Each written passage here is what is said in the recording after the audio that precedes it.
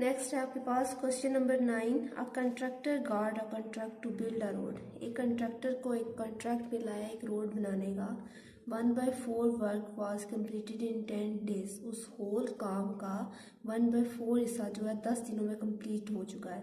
In how many days, कितने days लगेंगे the remaining work, जो बाकी काम बच गया है, विल बी कंप्लीटेड, मुकम्मल होने में, by the same number of worker, अगर नंबर ऑफ वर्कर जो है वही रहे, सेम रहे तो। अब यहाँ पे उसने दो चीज़ों का जिक्र किया है, एक तो वर्क का जिक्र किया और दूसरा डेज का जिक्र किया है। अब वो कहता है कि एक काम का 1/4 हिस्सा 10 दिनों में कंप्लीट हो चुका है। बाकी जो रिमेनिंग वर्क रह गया है वो आपने बताना है कि कितने दिनों में कंप्लीट हो। यहाँ पे मैं आपको एग्जांपल देती हूँ एक सर्कल की। अगर इस सर्कल को मैं 4 बराबर हिस्सों में डिवाइड कर देती हूँ तो इस सर्कल के टोटल पाथ आपके पास कितने होंगे, 4 पास है। अब देखिए एक हिस्सा इसमें मैंने कलर कर दिया है, इसका मतलब है सर्कल के 4 हिस्सों में से एक हिस्सा जो है वो शेडेड है। अब बाकी जो विदाउट शेडेड है उनको हम कैसे लिखेंगे, 3/4। अगर इन दोनों को मैं प्लस करूँ तो इट्स मीन इन दोनों फ्रैक्शन फॉर्म है, दोनों के दरमियान साइन कौन सा है, प्लस का साइन है। तो आपके पास ये इनका एलसीएम लेके सॉल्व होंगे। एलसीएम दोनों का 4 आएगा, डिनोमिनेटर 4 है तो एलसीएम में 4 आएगा। 4 1 जार 4 1 1 जार 1 प्लस 4 1 जार 4 3 1 जार 3 3 प्लस 1 4/4 4 1 जार 4 आंसर 1। यानी एक काम का, एक सर्कल का हमने एक हिस्सा कलर किया था और बाकी 3 विदाउट कलर थे। इसी तरह यहाँ पे भी वो ये जिक्र कर रहा है। अब यहाँ पे वो कह रहा है कि एक पूरे काम का 1/4 हिस्सा जो है वो कंप्लीट हो चुका है, कितने दिनों में, 10 दिनों में। और बाकी जो 3/4 हिस्सा है ये आपने बताना है कि कितने दिनों में ये कंप्लीट होगा। अब जो 3/4 पार्ट है वर्क का वो कितने दिनों में कंप्लीट होगा ये आपने बताना है। यहाँ पे आप एक्स लेट कर लोगे कि ये यहाँ पे डेज एक्स दिनों में आपके पास कंप्लीट होगा।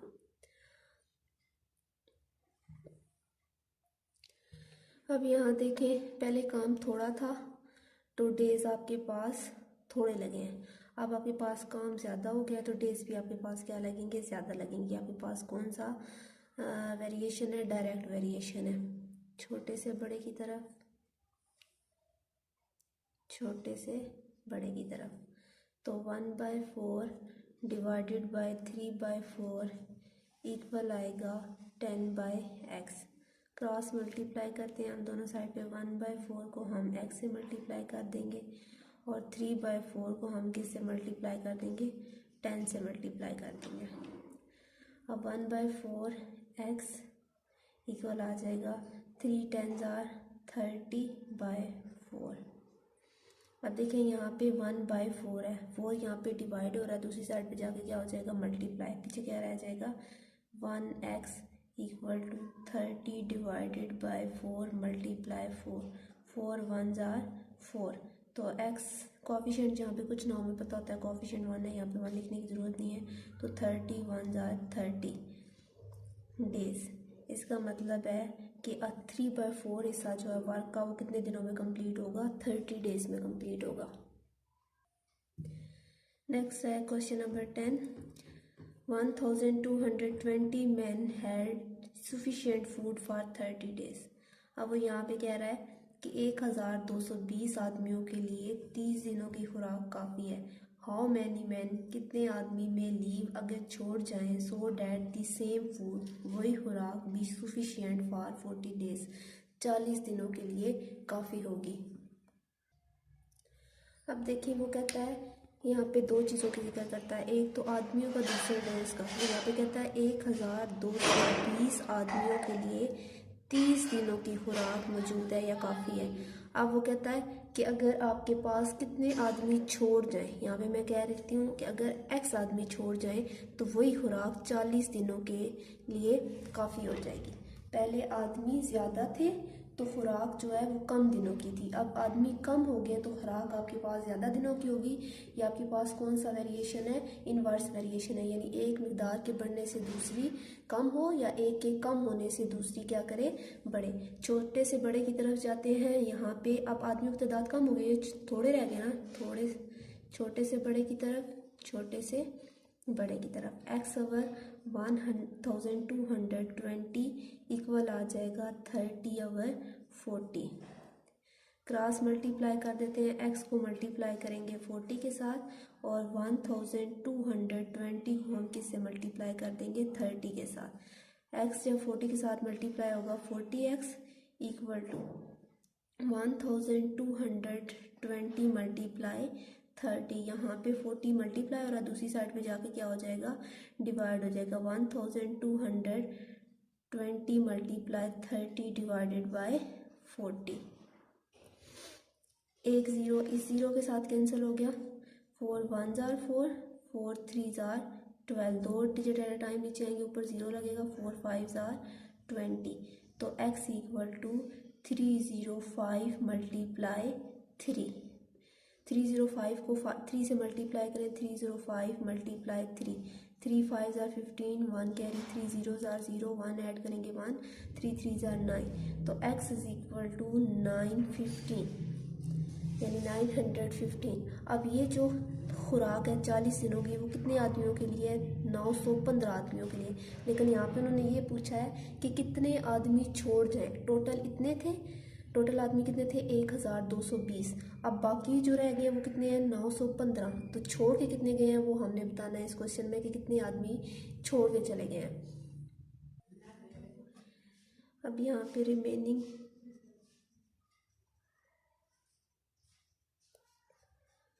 मैन इक्वल टू 1220 टोटल थे, माइनस रह जो गए हैं वो कितने हैं? 915। तो 1220 में से हम माइनस कर देंगे 915 को। 10 बनाया, 10 में से 5 5, 1 में से 1 0, 12 में से 9 30305। इट्स मीन आपके पास आदमी जो छोड़ के चले गए वो कितने हैं? 305। तो यहाँ पे आप लिख सकते हैं मैन में लीव द वर्क। जो छोड़ के चले गए वो कितने हैं? 305।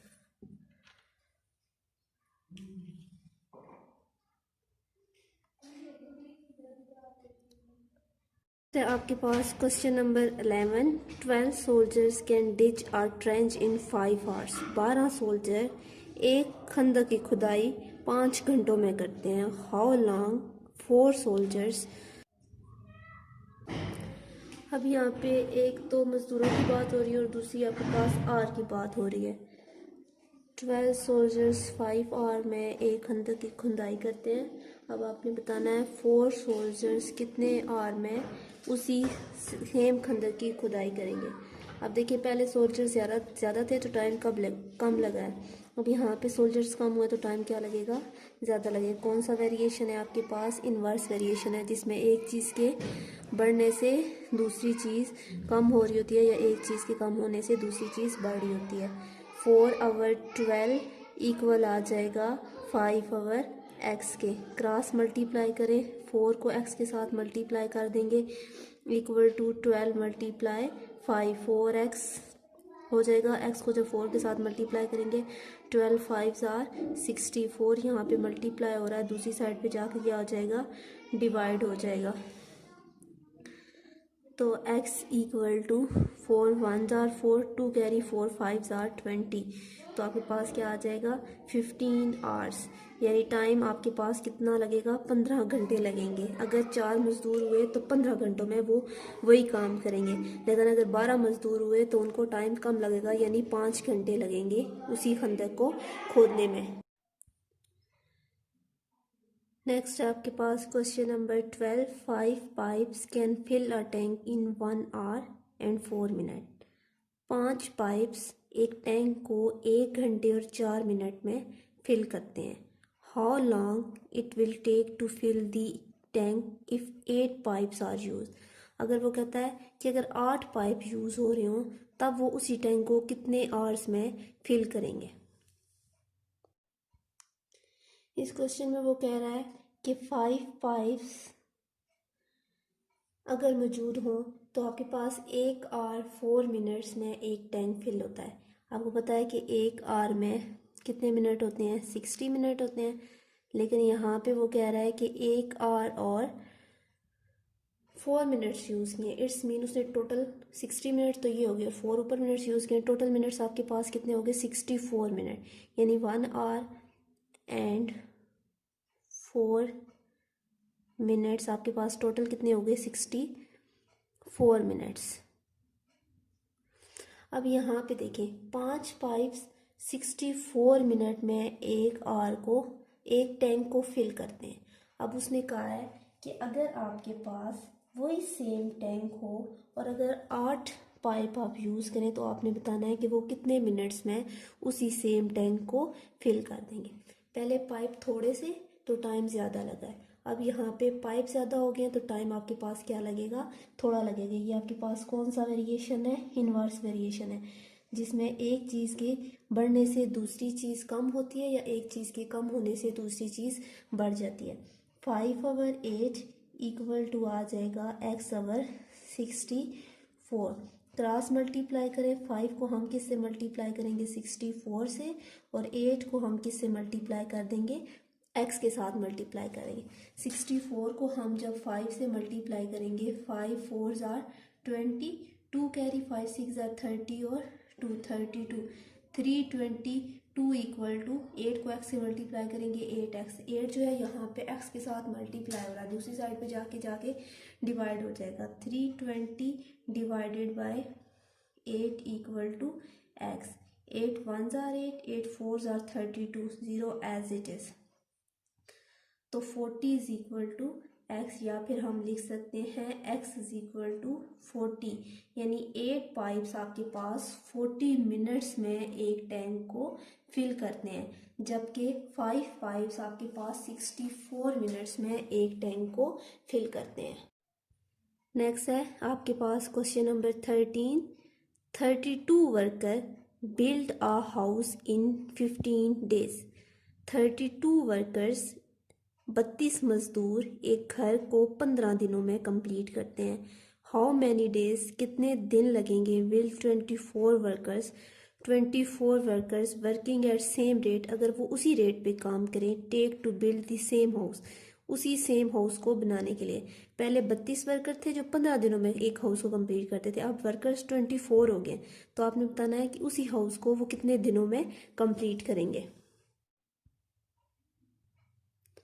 नेक्स्ट क्वेश्चन नंबर 13 में वो कह रहा है कि 32 workers can build a house in 15 days, यानी 32 वर्कर्स 15 डेज में आपके पास एक घर को कंप्लीट करते हैं। अब अगर 24 वर्कर्स हों तो वो कितने दिनों में आपके पास सेम हाउस को कंप्लीट करेंगे। पहले वर्कर्स ज़्यादा थे तो टाइम आपके पास डेज जो है वो कम लगे, अब वर्कर कम हो गए तो डेज आपके पास क्या लगेंगे ज़्यादा। ये आपके पास कौन सा है, इन्वर्स वेरिएशन है। इन्वर्स वेरिएशन आपके पास एक चीज़ के बढ़ने से दूसरी चीज़ की मिकदार भी बढ़ती है, कम होती है, और एक चीज़ की मिकदार कम होने से दूसरी चीज़ की मिकदार बढ़ती है। 24 hour 32 equal to 15 hour x, cross multiply करें, 24 को हम x के साथ मल्टीप्लाई कर देंगे और 15 को हम किस से मल्टीप्लाई करेंगे 32 के साथ।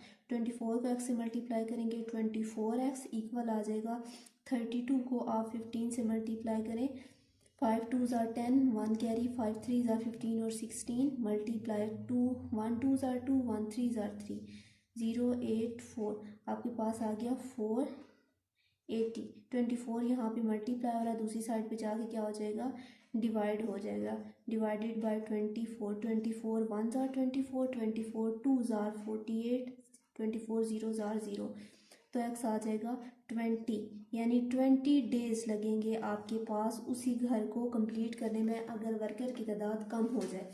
पहले वर्कर की तादाद 32 थी, ज़्यादा थी, तो 15 दिनों में आपके पास वो घर बना है।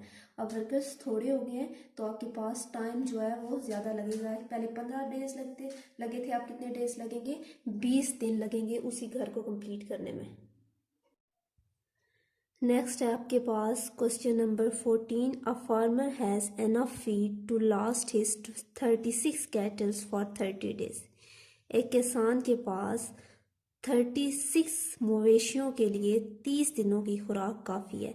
इफ़ ही बाय, अगर वो ख़रीद लेता है 4 मोर कैटल्स, 4 और मवेशी, how long can the same feed last, assume the cattle finish the feed at same rate. अब वो कह रहा है पहले उसके पास 36 मवेशी थे और उनके लिए 30 दिनों की खुराक मौजूद थी। अब वो 4 मवेशी और ख़रीद लेता है, तो आपने अगर वो मवेशी उसी रेट पे खाना खाएं, यानी उसी रेट पे वो खुराक खाएं अपनी, तो आपने ये बताना है कि उनकी 40 मवेशियों के लिए वो खुराक फिर कितने दिनों के लिए रहेगी।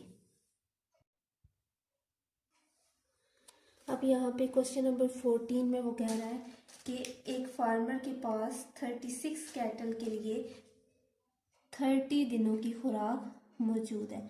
अगर वो 4 और ख़रीद देता है, पहले उसके पास 36 थी, 4 और ख़रीदेगा, 36 में 4 को ऐड करें तो आपके पास कितनी हो जाएंगी? 40 कैटल्स। तो आपने बताना है कि उनके लिए कितने दिनों की खुराक मौजूद है। पहले कैटल्स थोड़ी थी तो खुराक ज़्यादा दिनों की थी, अब कैटल्स ज़्यादा हो गई तो खुराक कितने दिनों के लिए हो जाएगी?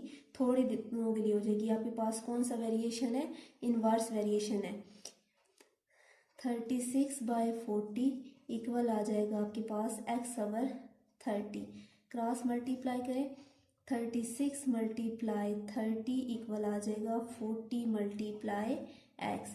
36 को आप किसके साथ मल्टीप्लाई करोगे? 30 के साथ। 36 multiply 30, 0 6 jar 0, 0 3 jar 0, 3 6 jar 18, 1 carry, 3 3 jar 9 और 10, 0801। आपके पास आ जाएगा 1080 इक्वल टू 40x। 40x के साथ मल्टीप्लाई हो रहा है, इधर आके क्या हो जाएगा? डिवाइड हो जाएगा। 1080 divided by 40 equal to x। 0 0 के साथ कैंसिल आउट, 4 के टेबल पे डिवाइड हो जाएगा। 4 1 जार 4, 4 2 जार 8, 2 रिमेन 28 हो गए, 4 7 जार 28, तो 27 इक्वल टू एक्स, या फिर हम कह सकते हैं or x is equal to 27 days. दिन आपके पास कम हो गए, कैटल की तादाद बढ़ी है तो डेज आपके पास कम हो गए। पहले कैटल ज़्यादा थे तो डेज आपके पास, सॉरी कैटल थोड़े थे तो डेज आपके पास ज़्यादा थे। अब कैटल ज़्यादा हो गए तो डेज आपके पास क्या हो गए? कम हो गए।